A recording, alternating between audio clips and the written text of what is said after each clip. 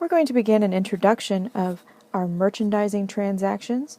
We're talking about merchandise inventory, and we're going to be expanding our income statement and learning about cost of goods sold. This section has some very important vocabulary that we need to go over. Please take a moment to look these vocabulary words up in your textbook and be familiar with them as we move forward in this chapter. This section, we're going to look at the expanded income statement. We're going to be looking at something called sales returns and allowances, sales discounts to make up net sales. We're going to be looking at cost of merchandise sold, also referred to as cost of goods sold. We're going to be looking at the expanded balance sheet. We're adding an asset account called merchandise inventory. And within our income statement, after our net sales minus cost of merchandise sold, we have something called gross profit. And so let's take a closer look at these items. In your document section, you have a copy of this.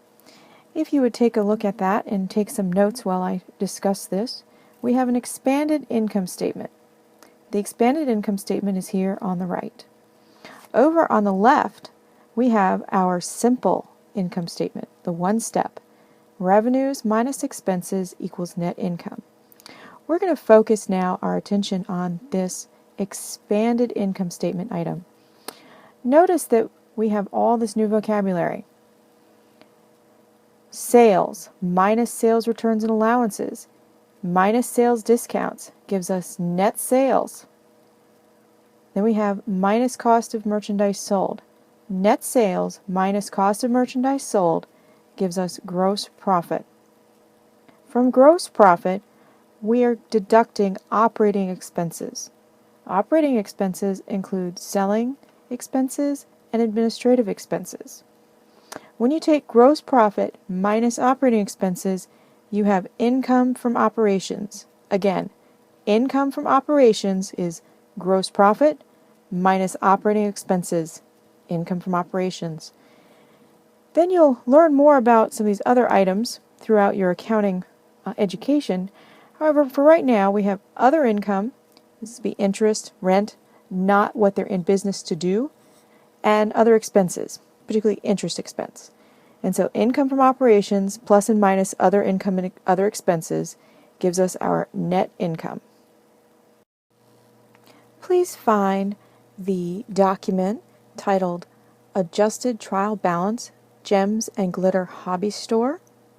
We're going to be taking the adjusted trial balance and creating a multi-step expanded income statement.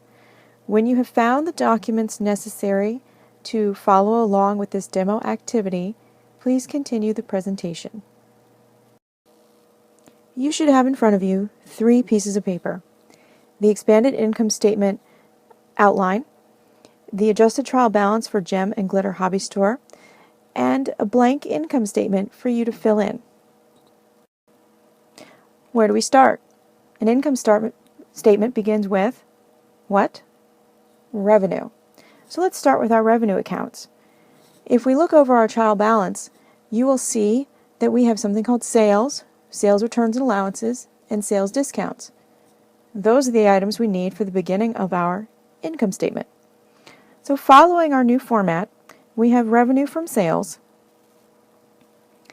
We take sales, which is given to us in the adjusted trial balance for $189,300, less, this is subtract, sales returns and allowances and sales discounts for a total of $2,200. And that gives us our net sales, $187,100. Continuing with our format and looking at our adjusted trial balance, the next item we need is cost of goods sold. Right under sales discounts on our trial balance is cost of merchandise sold for $100,000. Our net sales, right here, $187,100 minus $100,000 cost of merchandise sold gives us a gross profit of $87,100. Continuing on from gross profit, we go into operating expenses. We have 2 types of operating expenses, selling expenses administrative expenses. Selling expenses are those expenses used to sell the item. Administrative expenses are those items outside of the actual selling of your product. If we look at our adjusted trial balance, we will see that we have some items under cost of merchandise sold, and those are all of our expenses. And we need to decide where they go. Let's take a look at them on the adjusted trial balance. We have rent expense, sales salaries expense, office salaries expense, depreciation expense, office equipment, and interest expense. Well, I can identify quite a few of those as administrative because they seem very office-y. They have the word office in them. And I can also see sales. We have sales salaries expense. So under selling expense, I'm going to put sales salaries expense, $17,700. I don't see anything else that is sales related. I don't have a depreciation expense for something like a sales cash register, but that would be something under selling expense. So let's move on to administrative expenses. The first one we have on our list is rent, $7,800. The next one is office salaries, $22,550. And depreciation expense on that office equipment, $2,800. So now I have my selling and administrative expenses for a total of $50,850. My gross profit minus my operating expenses gives me income from operations. Here's my income from operations. At this point, we have the other income and other expense. Do we have any of those items here? Yes, we do. We have interest expense. And so we're going to subtract our interest expense to give us a total net income of $34,250. Let's take a moment to look at what inventory is. Well, inventories are tangible property. It's held for sale in the course of business, and it includes the following items. Purchases, that would be our invoice cost.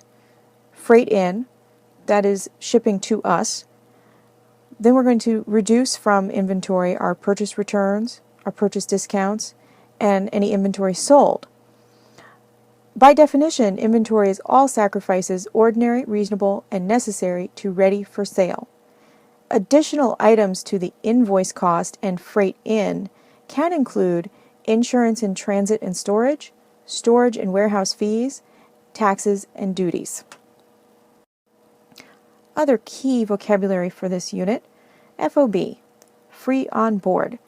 This indicates when legal title of goods is transferred from seller to buyer, indicates who's paying the shipping cost.